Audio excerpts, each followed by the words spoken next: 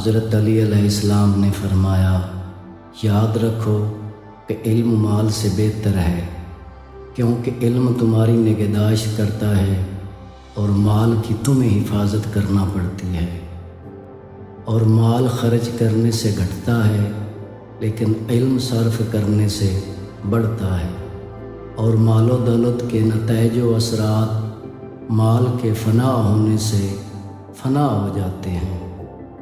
علم کی شناسائی ایک دین ہے کہ جس کی ابتدا کی جاتی ہے، اسی سے انسان اپنی زندگی میں دوسروں سے اپنی اطاعت منواتا ہے اور مرنے کے بعد نیک نامی حاصل کرتا ہے۔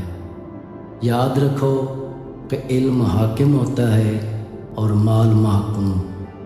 مال اکٹھا کرنے والے زندہ ہونے کے باوجود مردہ ہوتے ہیں، اور علم حاصل کرنے والے رہتی دنیا تک باقی رہتے ہیں۔ بے شک ان کے اجسام نظروں سے اوجھل ہو جاتے ہیں، مگر ان کی صورتیں دلوں میں موجود رہتی ہیں۔ جب دو مختلف دعوتیں ہوں گی تو ان میں سے ایک ضرور گمراہی کی ہوگی۔ ظلم میں پہل کرنے والا کل ندامت سے اپنا ہاتھ اپنے دانتوں سے کاٹتا ہوگا۔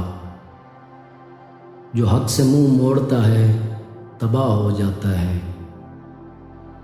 جسے صبر رہائی نہیں دلاتا اسے بے تابی و بے قراری ہلاک کر دیتی ہے۔ العجب، کیا خلافت کا معیار بس صحابیت اور قرابت ہی ہے؟ ان چہروں پر پھٹکار کہ جو رسوائی کے موقع پر ہی نظر آتے ہیں۔